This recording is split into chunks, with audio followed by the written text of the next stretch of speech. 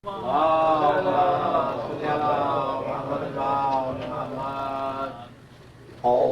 بالله السميع العليم من الشيطان اللعين الرجيم بسم الله الرحمن الرحيم الحمد لله الذي إليه مصائر الخلق وعواقب الأمر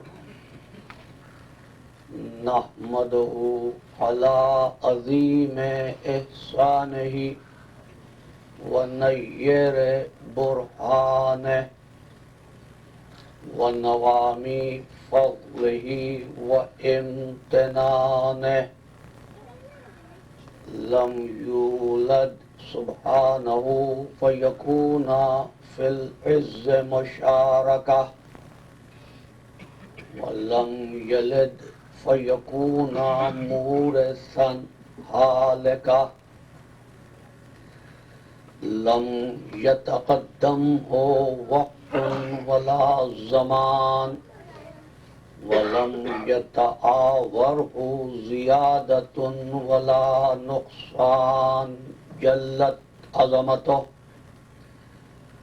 والصلاة والسلام على سيد أصل ما في الوجود سر الله في كل موجود نقطة دائرة الوجود صاحب اللواء الحمد والمقام المحمود أبي القاسم محمد اللهم صل على محمد وآل محمد وأهل بيته الطيبين الطاهرين المعصومين المظلومين الذين أذهب الله عنهم الرجس وطهرهم تطهيرا اللهم صل على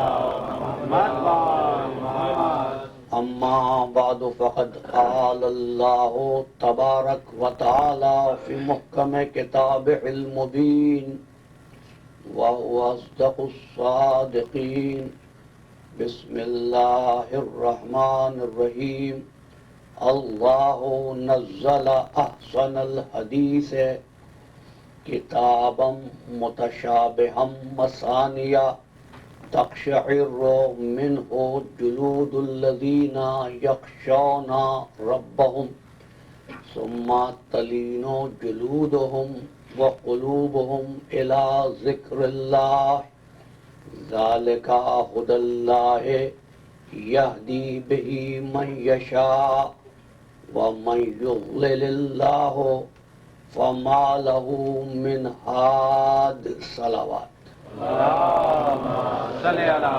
محمد وآل محمد ہدایت اور نصاب ہدایت کے عنوان پر اب تک ہونے والی گفتگو میں ہم نے یہ عرض کیا کہ ہدایت کا مقصد انسانی حیات میں احساس پیدا کرنا ہے. ہدایت محض فرشتوں کی طرح تسبیح و تقدیس میں مصروف رہنے کا نام نہیں ہے، ورنہ تو خلاق عالم کو انسانوں کی تخلیق کی ضرورت ہی نہیں تھی. لیکن اس نے انسان کو طاغوتیت اور ملکوتیت، یہ دو لفظ آج کی گفتگو کے، طاغوتیت اور ملکوتیت دونوں کو جمع کیا، ہوا کی ٹھنڈک، آگ کی گرمی، مٹی کی یبوسیت یعنی مٹی کی خشکی اور پانی کی رطوبت کو لے کر انسان کو خلق کیا کہ جہاں طاغوتی قوت کے اثر میں آ جائے تو گناہوں میں زندگی بسر ہونے لگے، اگر ملکوتیت کے اثر میں آ جائے تو خالق کی اطاعت ہونے لگے۔ ملکوتیت کو تو لیے ہوئے ہے لیکن طاغوتیت سے محروم ہے۔ نتیجہ یہ ہے کہ ملک کی زندگی میں، فرشتے کی حیات میں گناہ کا امکان ہی نہیں ہے، وہ دل ہی نہیں ہے کہ جہاں خواہش پیدا ہو، وہ قوت ہی نہیں ہے جو اس سے گناہ کرائے۔ لیکن انسان وہ ایسا کہ اس کو گناہ کرنے والی طاقت بھی دے دی اور گناہ سے روکنے والی قوت بھی دے دی۔ بھئی گناہ کی قوت تھی نہیں، گناہ نہیں ہوا، کون سی بڑی بات ہے؟ بات تو یہ ہے گناہ کی قوت بھی ہو اور پھر بھی گناہ سرزد نہ ہو۔ ملک اپنی اس مجبوری اور محرومی کو سمجھتا تھا اور یہ جانتا تھا کہ انسان کے پاس دونوں قوتیں ہیں، لہذا ملک نے جب ایسے انسانوں کو عبادت کرتے دیکھا کہ کیسا انسان ہے، گناہ کی قوت بھی ہے تب بھی اس سے گناہ سرزد نہیں ہوتا، تو اس نے بزم قدرت کو چھوڑ دیا، کبھی سیدہ کی تسبیح پڑھنے کے لیے آ گیا، کبھی حسنین کا جھولا جھلانے آ گیا، کبھی سیدہ کی چکی پیسنے آ گیا۔ اور محمد و آل محمد بلندتر صلوات۔ محمد وآل محمد۔ نعرہ حیدری۔ انسان کو ان چار عناصر سے خلق کر کے پروردگار نے اختلاف اور تغیر سے عبارت کر دیا۔ میں اپنی گزشتہ گفتگو سے متصل ہو رہا ہوں، اختلاف اور تغیر۔ کیوں؟ اس لیے کہ اختلاف اور تغیر بیسڈ ہے آزادی انتخاب پر، جہد عمل پر اور اصول فلاح پر۔ فلاح ویلفیئر، چندے کے معنی میں نہیں، انسانیت کی ارجمندی کے معنی میں، انسانیت کی سربلندی کے معنی میں۔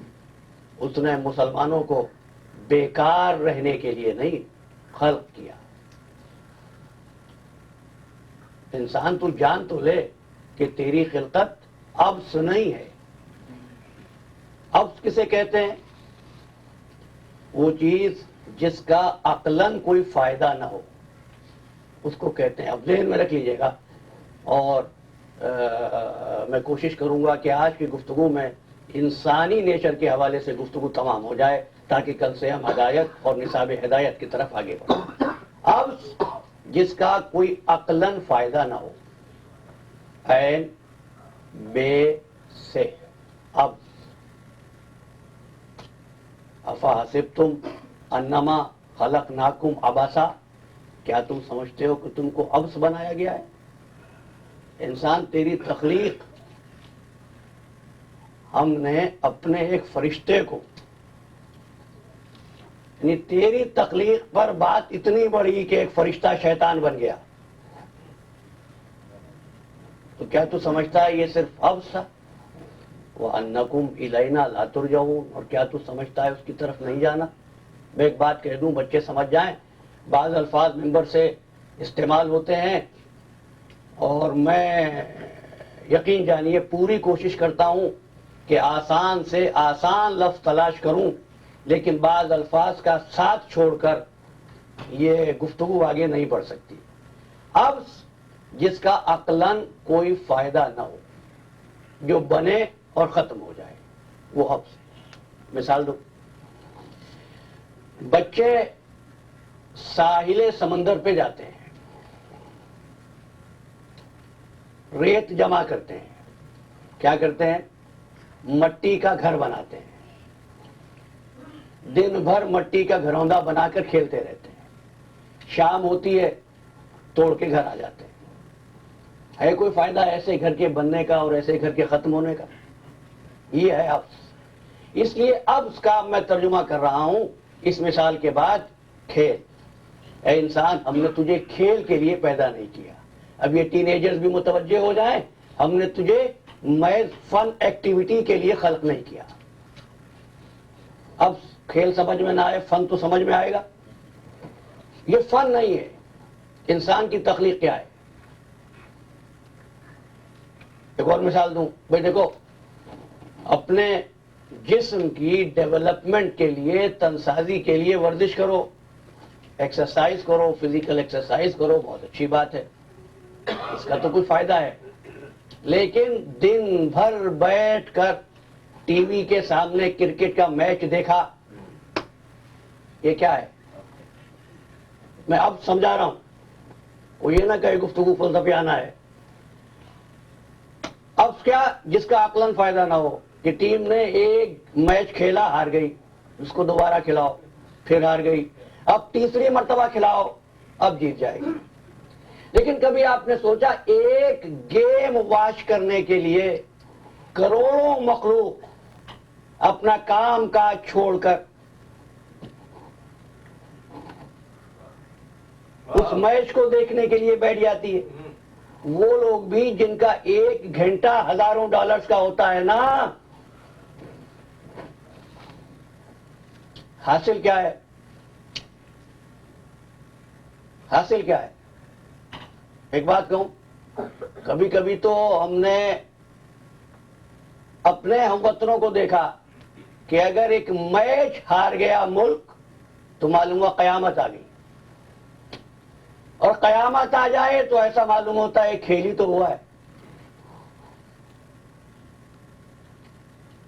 भाई वो लोग जिनके पास वक्त नहीं है वो गेम देख रहे हैं। तो एक सवाल पूछता हूं, एक क्रिकेट का मैच जीतने से पाकिस्तान के कर्जे उतर जाते? अफहसिबतुम अन्नमा खलकनाकुम अबसा, हमने तुमको अब से नहीं बनाया। ऐ इंसान, इन बातों के लिए नहीं बनाया है। अब गौर करना, इस्लाम दुनिया का वो वाहिद मजहब है, मैंने गुफ्तगू को यही छोड़ा था, जहद अमल, काम करो, काम करो, आगे बढ़ो, दुनिया के वसाइल से फायदा उठाओ। इस्लाम दुनिया का वो वाहिद मजहब है जिसमें कोई छुट्टी का दिन नहीं है।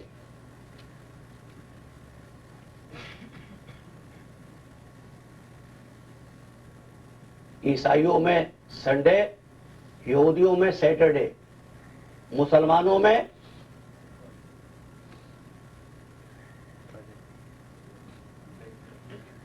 आप सोच रहे होंगे जुमा गया, फ्राइडे, लेकिन फ्राइडे के लिए इरशाद हुआ, या अय्युहल्लज़ीना आमनू इज़ा नूदिया इला सलाते मिन यौमिल जुमअते फस्औ इला ज़िक्रिल्लाह वज़रुल बैअ ज़ालिकुम खैरुल लकुम इन कुंतुम तालमून।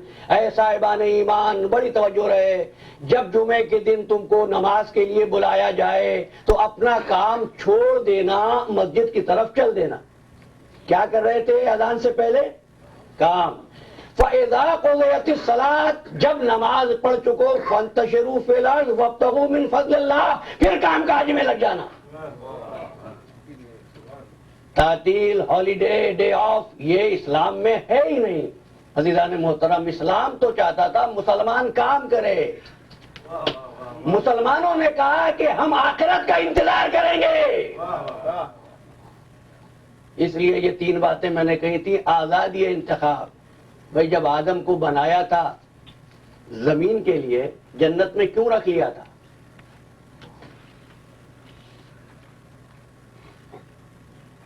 तुम्हें गौर करना अजीजों, आदम अगर जन्नत में उस दरख्त का फल न खाते, ये इतना सेंसिटिव उन्वान है कि फकत हजरत आदम और शजरा ममनुआ पर गुफ्तगू के लिए 10 मजलिसें चाहिए। बस एक जुमला कह रहा हूं, अगर फल ना खाते तो आदम के पास से, आदम की जात से मलकूतियत का सबूत मिलता, तागूतियत का नहीं। اس لیے کہ انسان اس وقت انسان ہونے کا پتہ دیتا ہے جب وہ یہ بتائے میں کچھ ہوں، میرا ایک ارادہ ہے، ارادے کے بعد ایک راہ کا انتخاب کرے۔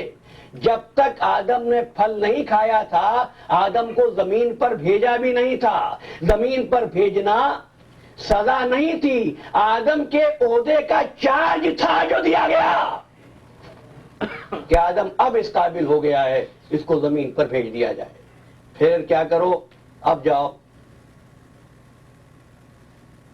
اہبطوا، زمین پر اتر جاؤ، اما یاتینکم منی ھدی فمن تبع ھدایا فلا خوف علیہم ولا هم یحزنون۔ اب ہدایت آئے گی میری طرف سے، جو تم میں سے ہدایت کرے گا، جو تم میں سے ہدایت کا اتباع کرے گا، فلا خوف علیہم ولا هم یحزنون، اس پر نہ خوف ہوگا نہ حزن ہوگا۔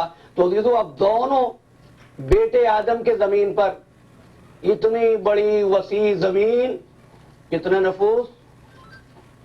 4 نفوس۔ یہ نہ کہنا اکنامکس کا مسئلہ ہے، اقتصادیات کا مسئلہ ہے کہ لوگوں میں جھگڑا ہو جاتا ہے، نہیں، اگر آدھی آدھی بھی بانٹ لیتے حابیل و قابیل تو جھگڑا نہیں ہوتا۔ جھگڑے کی بنیاد کہاں سے ہوئی؟ کہ جہاں وصایت آدم پر اختلاف ہوا، یہ اختلاف میں اپنی گزشتہ گفتگو سے متصل ہوا، یہ اختلاف ہی ہے جو انسان کے انسان ہونے کا پتہ دیتا ہے۔ ان اختلافات سے گھبرانے کی ضرورت نہیں ہے۔ ہاں، میرا کل کا جملہ، اختلاف برائے علم ہو، اختلاف برائے ترقی ہو، اختلاف نیچے سے اوپر کی طرف ہو، اوپر سے نیچے کی طرف نہ ہو۔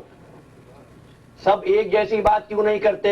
کبھی تم نے سوچا گلدستہ وہی خوشنما ہوتا ہے جس میں پھولوں کے رنگ مختلف ہوں۔ ایک رنگ کے پھول ایک گلدستے میں جمع کر دو تو گلدستہ نہیں بنتا، وہ پھولوں کا مجموعہ ہے۔ گلدستہ تو وہ ہے جس میں سب کا رنگ الگ ہو۔ یہ تغیر تھا جو انسان کو دیا گیا، آواز دی، انسان تجھ کو بھیج دیا، تجھ کو خلق کر دیا، تجھ کو اتنا بلند بنایا۔ هو الذی خلق لکم ما فی الارض جميعا، جو کچھ زمین پر سب کچھ تیرے لیے، تو ان کے لیے نہیں ہے۔ جماعت کس کے لیے؟ تیرے لیے۔ نبات کس کے لیے؟ تیرے لیے۔ حیوان کس کے لیے؟ تیرے لیے۔ یہ انسان کی کوتا بینی ہے کہ جن چیزوں کو اس کے لیے بنایا گیا تھا اس نے اپنے آپ کو ان کے لیے وقف کر دیا۔ یہ سونا کیا ہے؟ جماد، جماعت پر لڑ رہا ہے۔ دولت کیا ہے؟ جو اس کے لیے اس پر لڑ رہا ہے۔ ہاں، جو چیز ضروری ہے تیرے لیے وہ اتنی دے دیں گے تجھے، کسی سے مانگنے کی ضرورت بھی نہیں ہوگی۔ ہوا، پانی، دیکھو جس کی جتنی ضرورت تھی اس کو خالق نے اتنی مقدار میں پیدا کر دیا۔ پانی کے لیے تو پھر بھی تھوڑی سی محنت کرنی پڑ جائے، ہوا کے لیے تو کوئی محنت نہیں ہے۔ لیکن انسان کا اختلاف فساد کی طرف اس وقت بڑھا جب اس نے کتاب فطرت کے اوراق کی ترتیب کو بدلنا شروع کیا۔ ترتیب کیا ہے؟ جماعت پست، نبات اس کے بعد اس پر بلند، حیوان اس سے بلند، انسان اس سے بلند۔ انسان کے اپنے صفحے کو کتاب فطرت میں اس نے نیچے رکھ دیا۔ میں کہتا ہوں اگر انسان اتباع ہدایت نہ کرتا کم از کم اپنی پہچان تو وہی رکھتا جو ہے۔ کا غور کر، اب آبادی بڑھنے لگی، آبادی بڑھنے لگی، کیا کہا؟ سیرو فی الارض، زمین میں سیر کر، وسعتوں کو دیکھ۔ لیکن یہ ایسے ہی نہیں مل جائیں گی تجھے، دعا مانگ مانگ کے زمین کی دولت معدنیات نہیں ملے گی۔ جو زمین کی سنگلاخ چٹانوں کو توڑے گا نا، دولت اس کو ملے گی۔ اس لیے حضرت امام جعفر صادق علیہ السلام کا ارشاد کہ میں اس شخص کے لیے دعائے رزق نہیں کرتا جو حصول رزق کے لیے خود کوشش نہ کرے۔ اس کو خلق کیا، کوشش کر۔ یہ کیا؟ وہ رازق ہے، وہ رازق ہے لیکن تو عامل ہے۔ اب یہاں 3 باتیں دیکھ لینا۔ دنیا میں 3 قسم کے کام ہیں، 3 قسم کے کام ہیں۔ ایک وہ جو صرف خالق کرتا ہے، ایک وہ جو صرف مخلوق کرتی ہے، ایک وہ جو خالق اور مخلوق مل کر کرتے ہیں۔ نصاب ہدایت میں یہ بات بہت اہم ہے کہ ایک نظریہ یہ بھی ہے کہ اللہ کے کام میں مداخلت نہیں کرنا چاہیے، اللہ کے علاوہ کسی اور کی طرف جانا بھی نہیں چاہیے، لیکن میں کہتا ہوں بہت سے ایسے کام ہیں جو اللہ کرتا ہی نہیں ہے، بندہ کرتا ہے۔ کچھ ایسے کام ہیں جو صرف اللہ کرتا ہے، بندہ نہیں کر سکتا۔ تیسری بات، جو خالق و مخلوق اللہ اور بندہ مل کر کرتے ہیں۔ کیا ہے؟ جو اللہ کرتا ہے بندے نہیں کرتے، وہ پیدا کرتا ہے بندے پیدا نہیں کر سکتے، وہ حیات دیتا ہے بندے حیات نہیں دے سکتے، وہ موت دیتا ہے بندے موت نہیں دے سکتے۔ وہ کون سی بات ہے جو صرف مخلوق کرتی ہے؟ مخلوق عبادت کرے وہ عبادت نہیں کرتا، مخلوق نماز پڑھے وہ نماز نہیں پڑھتا، مخلوق روزہ رکھے وہ روزہ نہیں رکھتا، مخلوق عبادات فرائض بجا لائے وہ عبادات نہیں بجا لاتا۔ تیسری کون سی بات ہے جو خالق و مخلوق مل کر کرتے ہیں؟ زمین ہم نے بنا دی، نبات ہم نے بنا دیے، سیڈ تجھ کو ہم نے دے دیے، پانی تجھ کو ہم نے دے دیا، زمین کھود، بیج کو زمین کے حوالے کر، یہاں تک تیرا کام ہے، جب تو کر چکے اب نتیجہ ہمارے اوپر چھوڑ دے۔ اس لیے کہتے ہیں السعی منی والاتمام من اللہ، کوشش کرنا بندے کا کام ہے، نتیجہ دینا پروردگار کا کام ہے۔ کوشش کیے بغیر تم نتیجے کی امید رکھو، یہ منافی ہدایت ہے، یہ منافی نصاب ہدایت ہے۔ کوشش کرو، آگے بڑھو۔ اور جنہوں نے کوشش کی قدرت نے ان کی تعریف کی، جنہوں نے کوشش نہیں کی قدرت نے ان کو نجس ترین مخلوق قرار دیا۔ ساری گفتگو مسلسل ہے۔ ان شر الدواب عند اللہ الصم البکم، اللہ کے نزدیک سب سے گندی مخلوق وہ ہے جو اپنی عقل و فکر کو کام میں نہ لائے۔ میں نے آج سے 3 برس پہلے اخلاص اور اختلاط کے عنوان پر گفتگو کرتے ہوئے ایک جملہ کہا تھا کہ صاحب اگر گرمی بڑھ جائے تو تم یہ کہہ کر بیٹھ جاتے ہو کہ یہ ہمارے گناہوں کی سزا ہے۔ سوئٹزرلینڈ میں سب ایمان والے رہتے ہیں۔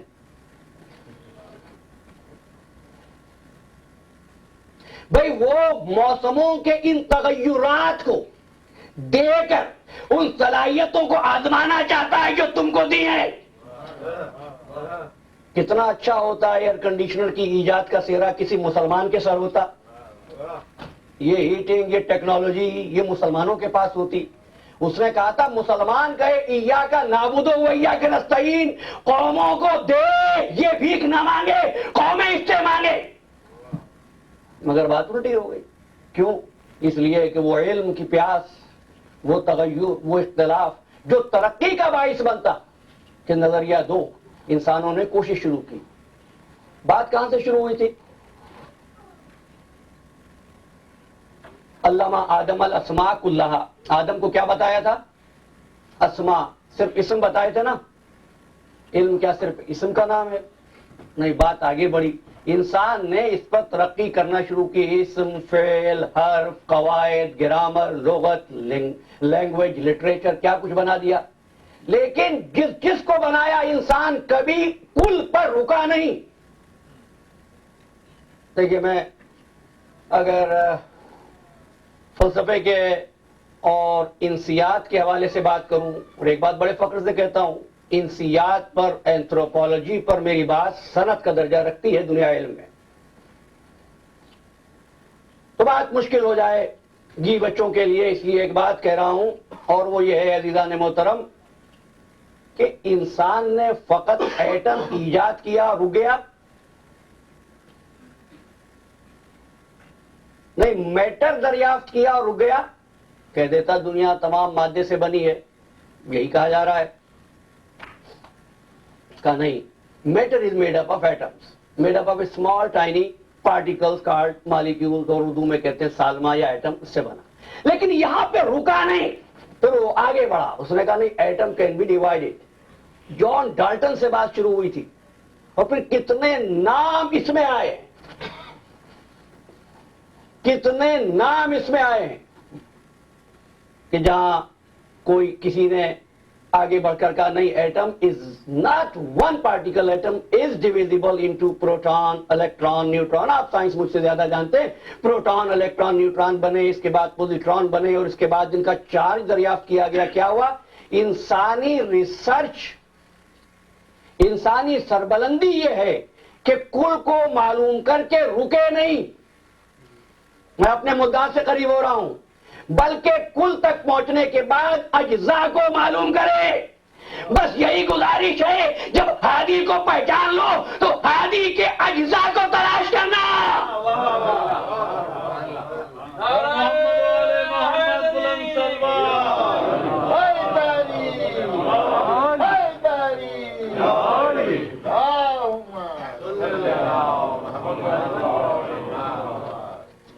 رکنا نہیں. بھائی تم نے کہا یہ نبی ہے، بہت اچھا کیا، تم نے پہچانا. تم نے ایٹم کے اجزاء کی فکر کی، نبوت کے اجزاء بھی تو تلاش کرو. تم نے عصمت کی بات کی، عصمت کے اجزاء بھی تو تلاش کرو. تم نے صداقت کی بات کی تو صداقت کے ارکان تو معلوم کرو. ہدایت پتہ چل جائے تو نصاب ہدایت معلوم کرو. بات واضح ہوئی. انسان ترقی کرتا گیا. اب آواز دی، سخر الشمس لکم، تمہارے لیے ہم نے سورج کو تسخیر کر دیا. پھر آواز دی، ہم نے تمہارے لیے چاند کو تسخیر کر دیا. آج تک انسان یہی سمجھتا ہے کہ چاند اس نے تسخیر کیا ہے، سورج اس نے تسخیر کیا ہے. مجھے اختلاف ہے اس بات سے. گفتگو کے اس مرحلے پر اس تفصیل میں نہیں جاؤں گا، لیکن جو امور بھی رہ جائیں، بھولتا نہیں ہوں عزیزان محترم، رکتا بھی ہوں تو اس لیے کہ آسان کر سکوں. گفتگو کے آخر میں ریپ اپ کرتے ہوئے تمام تشنا امور کا جواب انشاءاللہ میں دوں گا. سورج اور چاند کو تسخیر کیا. انسان سمجھ رہا ہے تسخیر کیا. تسخیر کرنے کے معنی کیا ہوتے ہیں؟ لغت کھول دینا عربی کی. تسخیر کے معنی ہوتے ہیں جو چاہو وہ کام لے لو. تم سورج سے کام لے لیتے ہو، وہی جو تم چاہو. تم چاہو اس وقت سورج نکل آئے، نکالو گے؟ تم چاہو دن میں چاند نظر آنے لگے، نہیں. اب کیا کہوں؟ دیکھو، دنیا والے چاند پر اتر گئے، ہم کو تو چاند بھی نظر نہیں آتا. کتنے مسائل ہیں، کس پر بات کروں. بولے تو تسخیر کرنے کا مطلب یہ ہے جو کام لینا چاہو وہ کام اس سے لے لو. اچھا، مجھے فضائل کی وادی میں نہیں جانا. یہ معلوم ہے میرے نوجوان دوست منتظر رہتے ہیں، لیکن میں یہ چاہتا ہوں کہ جب آپ یہاں سے اٹھیں تو کچھ لے کر جا رہے ہوں. دیکھیے، روشنی کا کیا کام ہے؟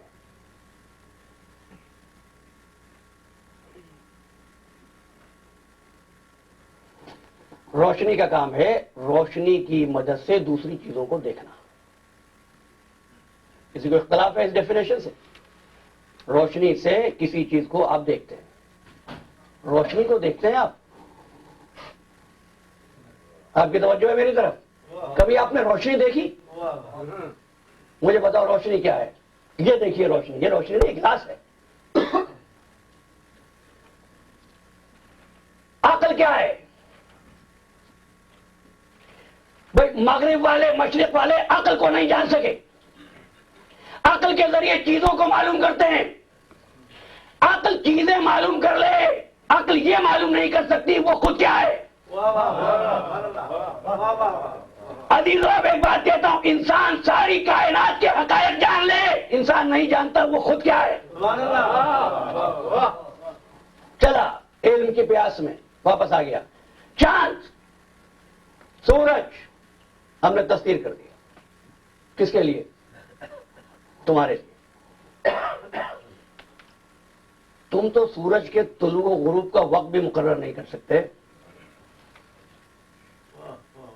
ہاں، گھڑی تم نے بنائی تھی، اس کو کر سکتے ہو آگے پیچھے. سورج پر تسخیر نہیں ہے. وہ کہہ دو تم نے گھڑی تسخیر کی ہے، وقت تسخیر نہیں کیا. اب اتر جاؤ چاند پر. ہم انکار نہیں کریں گے، لیکن ایک بات کہیں گے، چاند بڑا ہے، सूरज बड़ा है या सितारे बड़े हैं?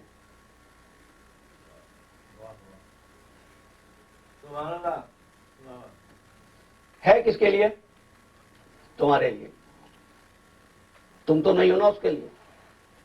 अच्छा, जिस हल्के अहबाब में आप बैठते हैं, परवरदिगार सबको जिंदा सलामत रखे, लेकिन सबको एक दिन जाना है। जो जिंदा है, काजमी साहब बैठे हैं, जो जिंदा है वो मौत की तकलीफ सहेगा। जब अहमद मुरसल ना रहे, कौन रहेगा? सबको जाना है ना, एक दिन मरना है। जब मर जाते हैं, हल्का अहबाब में कोई मर गया, दुनिया के काम रुक जाते हैं। किसी को कमी महसूस होती है? नहीं। गम है, कैफियत है 2-4 दिनों की, उसके बाद सब्र, और दुनिया के काम उसी तरह। कोई काम रुकता नहीं, कोई काम ठहरता नहीं, किसी पे जमूत तारी नहीं होता। कितने आए, कितने मर गए। सूरज ना निकले 7 दिन तक, है तो तुम्हारे लिए सूरज। सूरज ना निकले, बारिश होती रहे 4-5 रोज तक, क्या हाल होता है तुम्हारा? भाई रोजमर्रा की मिसालें आप देखते हैं ना कि साहब फलां फलां जगह पर फलां फलां मीटिंग नहीं हो पाई, बर्फ गिर रही थी। है ये तुम्हारे लिए। बस सोचिएगा, कल इस पर गुफ्तगू करेंगे, अभी मुझे आगे बढ़ना है। चांद बड़ा, सूरज बड़ा, सितारे छोटे ना। आज तक किसी ने दावा किया कि उसने सितारे को तस्वीर कर लिया? भाई तस्वीर कमर का दावा कर रहे हो, तस्वीर नजम का दावा करो। वाह वाह वाह, सुभान अल्लाह। भाई सितारे को तस्वीर करने का दावा करो, नहीं कर पाते। सितारा है काहे के लिए? देखिए, मुहिबान आले मोहम्मद का मजमा है, और मैं समझता हूं मेरा जुमला जाया नहीं जाएगा। सितारे हैं काहे के लिए? जब रात अंधेरी हो जाए, तुम्हारे शिप समंदर में सफर कर रहे हो, तो ये सितारे रास्ता दिखाते हैं। जान लेना, ये सितारे तुम्हारी कश्तियों को रास्ता दिखाते हैं, हमारी कश्ती को नहीं। पर मोहम्मद वाले मोहम्मद बुलंदर सलावत।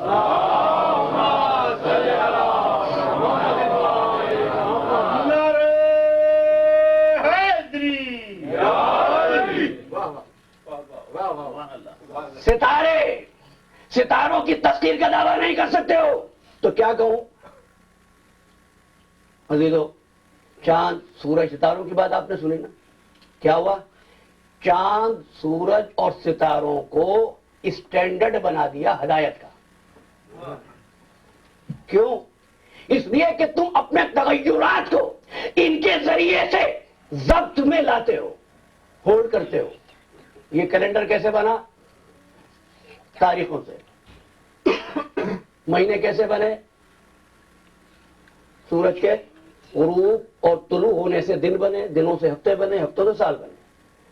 गोया कि ये हिदायत का एक आपने रहनुमाई का, कैलेंडर का एक मेयार बना दिया। लूनर कैलेंडर है तो उसमें चांद के जरिए से ये काम हुआ, और जो सोलर है वो आपने सूरज के जरिए से किया। क्या मतलब है? कि आपने ये कहा कि तमाम चीजों में तगय्युर है, इनमें तगय्युर नहीं है क्योंकि ये स्टैंडर्ड है। हमारी अज़ीज़ान मोहतरम, यानी जो मेयार होता है वहां पर तगय्युर नहीं होता, जो मोहताज होते हैं उनमें तगय्युर होता है, उनमें तगय्युर नहीं होता। सबात तगय्युर को है जमाने में, वरना तो किसी चीज को सबात नहीं है। कुदरत ने कहा अब तुमको बता दें, हदायत तो निसाब है, हदायत को पहचानना हो तो हदायत के मेयार पे नजर रहना। जिस रोज चांद 2 टुकड़े होता नजर आए, सूरज पलटता हुआ नजर आए, सितारा उतरता हुआ नजर आए, नारे हैदरी। हैदरी। हैदरी। पर मोहम्मद वाले मोहम्मद बुलंदर सलावत।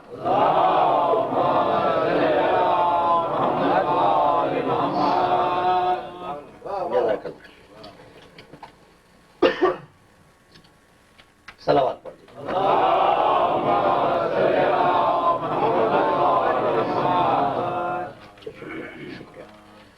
بات کیا ہو رہی تھی کہ سورج اور چاند اور ستاروں سے تم دن اور رات کا تعین کرتے ہو. سورہ قصص. کبھی تم نے غور کیا کہ اگر ہم رات کو اتنا طولانی کر دیتے کہ قیامت سے مل جاتی؟ من الہ غیر اللہ یاتیکم بضیاء. کون تھا جو تم کو دن کا اجالا دیتا؟ پھر تم نے کبھی دیکھا قل ارأیتم ان جعل اللہ علیکم النہار سرمدا؟ اگر ہم دن کو اتنا لمبا کر دیتے کہ قیامت سے مل جاتا، کون تھا جو تم کو رات کا سکون دیتا؟ اب بھی غور نہیں کرتے، اب بھی نہیں سوچتے، اب بھی نہیں سمجھتے. قرآن چیلنج کر رہا ہے، قرآن بار بار انسانی ذہن کو بیدار کرنا چاہ رہا ہے. افلا تبصرون، تم دیکھتے نہیں ہو؟ افلا تسمعون، تم سنتے نہیں ہو؟ سنو، آیت لہم اللیل، ہم نے اسی انسان کے لیے رات کو نشانی بنا دیا. آیت لہم اللیل، رات کو نشانی بنا دیا. نسلخ منہ النہار، میں قرآن جاؤں فصاحت و بلاغت قرآن کی. نسلخ منہ النہار، اس میں سے دن کو کھینچ لیا.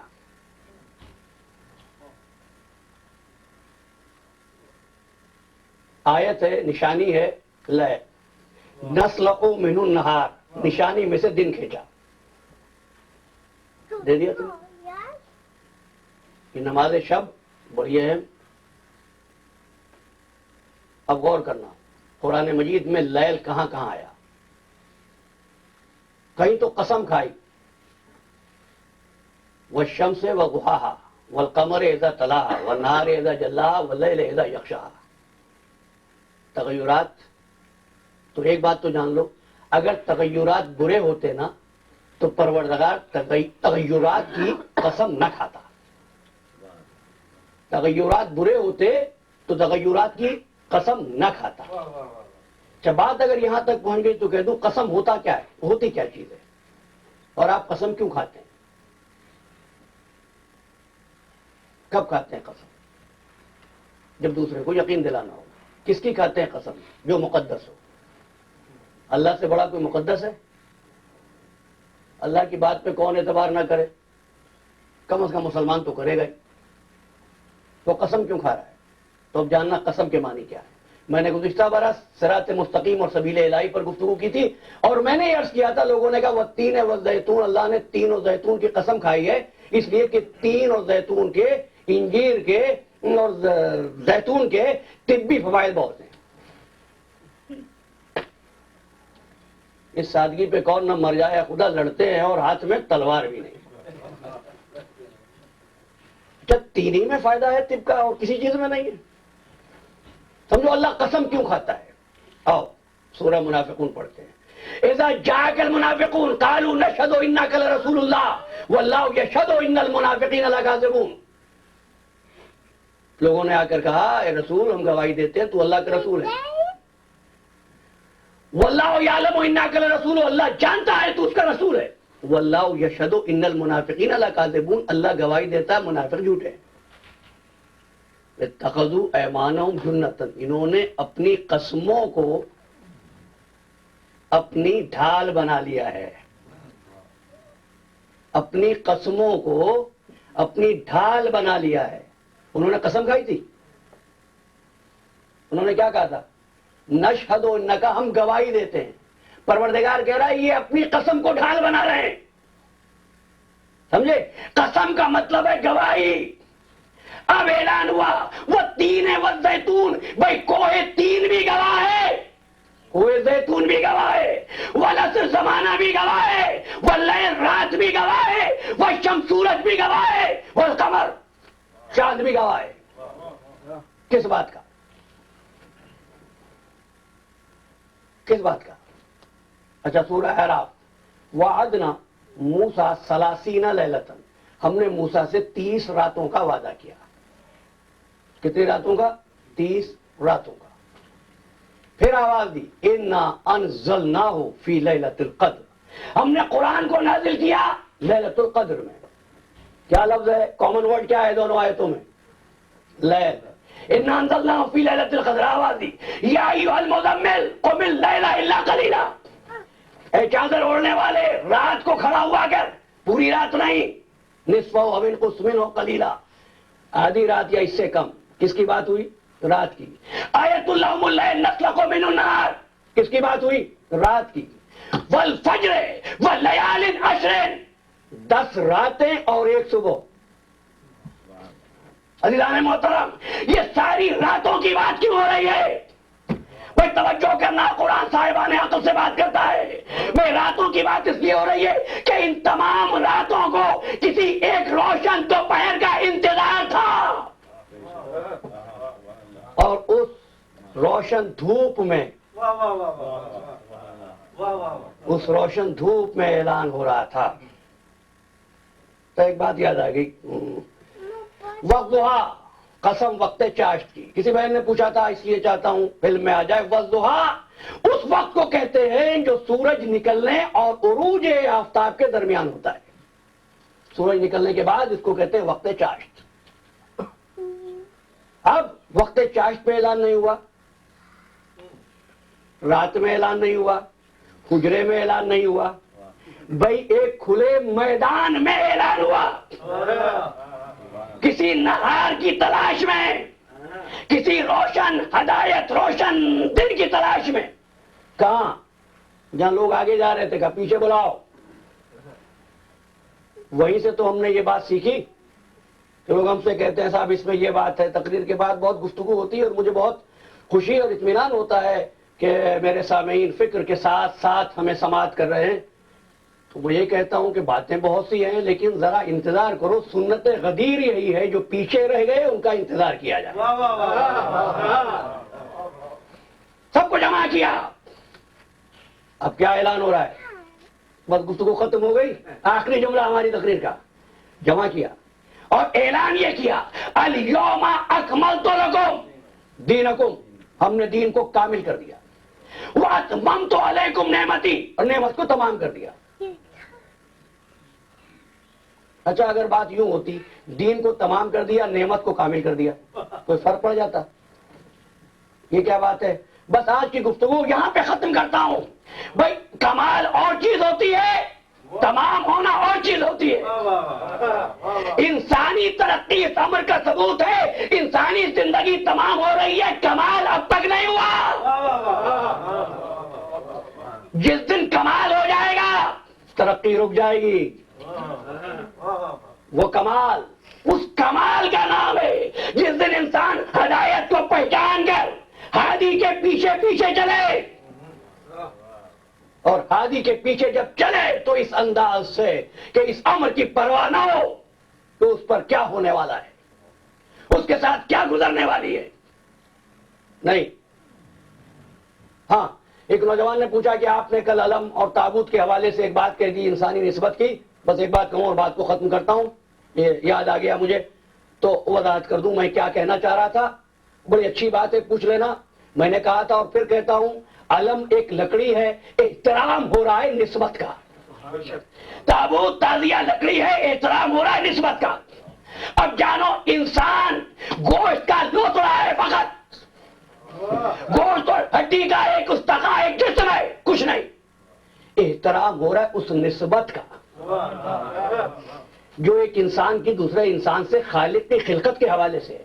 اب حدیث سن لینا، ثبوت لیا کریں، اور میں بغیر ثبوت کے بات نہیں کرتا. حضور نے فرمایا سنو، جس طرح کعبہ محترم ہے، جس طرح قرآن محترم ہے، جس طرح حج بیت اللہ محترم ہے، اسی طرح ایک انسان کی عزت دوسرے کے لیے محترم ہے. یہ نہیں فرمایا مسلمان کی، انسان کی. یہ ہے اسلام کا آفاقی پیغام. دوسرے انسان کی جان و مال محترم ہے. یہی وہ بات تھی جو مولا کائنات نے مالک اشتر کو لکھی تھی. مالک تیرا واسطہ 2 قسم کے انسانوں سے پڑے گا. ایک وہ جو تیرے بھائی ہیں اس لیے کہ ان کا اور تیرا دین ایک ہے. دوسرے اس لیے تیرے بھائی ہے کہ ان کا اور تیرا بنانے والا ایک ہے. اس نسبت کو انسانی وجود میں تلاش کرو. یہ نصاب ہدایت ہے. نسبتوں کا احترام ہم جانتے ہیں، ہم کو کربلا والوں نے سکھایا ہے نسبتوں کا احترام. نسبتوں کا احترام یہ ہے کہ اگر ایک قاصد خط لے آیا ہے تو قاصد کے قدم چومے جا رہے ہیں کہ یہ وہاں سے آیا ہے جہاں پر میرا آقا ہے. ہماری جانیں قربان ہو جائیں. آپ سمجھ گئے میں کس کی بات کر رہا ہوں؟ آج محرم کی 4 تاریخ ہے.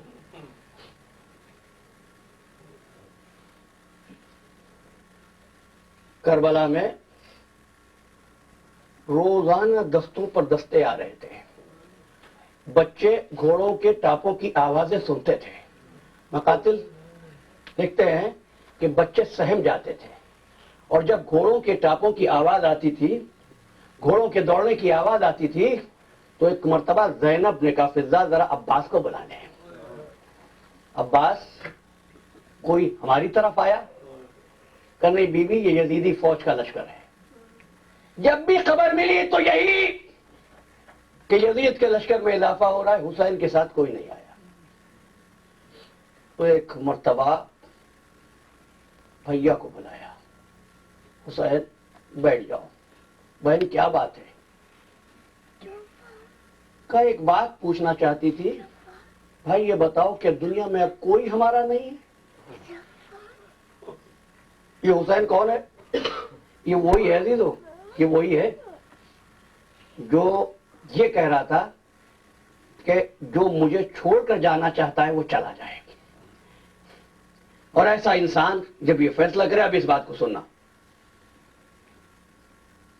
کہا کہ زینب زمانہ بدل گیا ہے،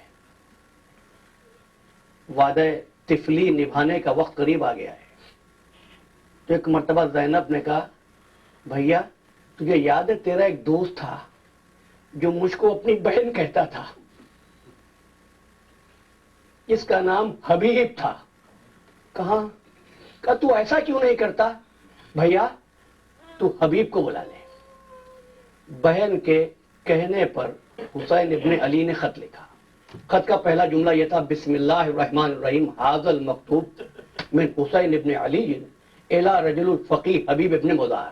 یہ خط ہے حسین ابن علی کی طرف سے مرد فقیہ حبیب ابن مظاہر کے نام، جس کو میرا امام مرد فقیہ کہے. کیسا صاحب رتبہ ہوگا وہ. خط لکھا بھائی حبیب میں کربلا کے جنگل میں آ گیا ہوں، محصور ہو گیا ہوں، تم کو زحمت نہیں دیتا، لیکن کیا کروں میرے ساتھ زینب بھی ہے، کوئی ہمدرد نہیں ہے. خط لکھا بھیا مجھے خط دکھانا. زینب کو خط دکھایا، خط دیکھا. اس کے بعد میری شہزادی کہتی ہے بھیا ایک جملہ میری طرف سے لکھ دے. جملہ کیا تھا؟ یہ لکھ دے یا حبیب العجل العجل، حبیب جلدی پہنچو. قاصد خط لے کر گیا. حبیب اس وقت گھر میں بیٹھے ہوئے کھانا کھا رہے تھے. کسی نے دستک دی. نوالا حلق میں اٹکنے لگا. کون آیا ہے؟ دروازہ کھولا. تو کون ہے؟ کہا انا برید الحسین، میں حسین کا قاصد ہوں. بس یہ سننا تھا کہ مرتبہ سر کو قاصد کے قدموں پہ رکھے گا. تو میرے مولا کی خدمت سے آیا ہے، کتنا محترم ہے. اندر آ. حبیب تیرے لیے آقا کا خط لایا ہوں. خط دیا. خط کو آنکھوں سے لگایا، بوسے لیے خط کے. اس کے بعد خط پڑھا. خط پڑھ کے خط بند کیا. زوجہ کے پاس آئے. حبیب میں نے سنا تھا حسین کا قاصد آیا ہے، تو خاموش ہے. کہا کہ ہاں. کیا بات ہے؟ کہا حسین اکیلے ہیں، کربلا میں آدھا کے نرغے میں گھر گئے ہیں، مجھ کو بلایا ہے. تو تو نے کیا سوچا؟ کہا میں سوچ رہا ہوں کیا کیا جائے. ایک مرتبہ زوجہ حبیب کھڑی ہوئی اپنی جگہ سے، چادر اتاری. کہا حبیب یہ چادر تو اوڑھ لے، اپنی تلوار مجھے دے. ارے محمد کا نواسا تجھ کو بلا رہا ہو اور تو سوچ رہا ہے. کہا مومنہ میں تجھ کو آزما رہا تھا. سفر کی تیاری کی. غلام کو کہا گھوڑا لے جا، شہر کے باہر پہنچ جا، میں کسی صورت سے لوگوں کی نظروں سے بچتا ہوا آؤں گا. اس کے بعد مولا کی مدد کے لیے کربلا جاؤں گا. غلام گھوڑا لے کر وہاں پہنچ گیا. کوفے کے حالات بہت پراشوب تھے. حبیب کو ہوتے ہوتے اس جگہ پر پہنچتے پہنچتے دیر لگ گئی. جب حبیب کو دیر ہو گئی نا، اور جب وہاں پہنچے تو کیا سنا؟ غلام یہ کہہ رہا تھا اے گھوڑے اگر میرا مالک نہیں آیا تو میں تجھ پر سوار ہو کر حسین کی مدد کے لیے جاؤں گا. اس کے بعد جب حبیب پہنچے اور دیکھا کہ غلام گھوڑے سے یہ کہہ رہا تھا تو کہنے لگے آقا ارے میرا ایمان کتنا غریب ہو گیا کہ غلاموں کو حسین پر ترسا ہے۔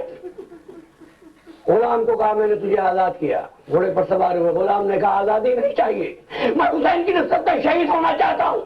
گھوڑے پر بٹھا لیا، حبیب چلے۔ مجھے نہیں پتا کس طرح یہ سفر کتنی تیزی سے کتنے عرصے میں تمام ہوا، ہاں اتنا ہوا کہ ایک مرتبہ کربلا کی زمین پر غبار اڑا۔ جب غبار اڑا حسین نے آواز دی عباس، علی اکبر، حبیب آ گئے، جا کر استقبال کرو۔ عباس آگے بڑھے، علی اکبر آگے بڑھے، جب آتے دیکھا حبیب گھوڑے سے اتر آئے، میں اس قابل نہیں ہوں عباس تو میرا استقبال کرے۔ جب یہ شور سنا ایک مرتبہ زینب نے انو محمد سے پوچھا، انو محمد یہ شور کیسا ہے؟ کہا کہ بابا کا کوئی دوست آ گیا ہے۔ کہا جاؤ معلوم کرو، معلوم کر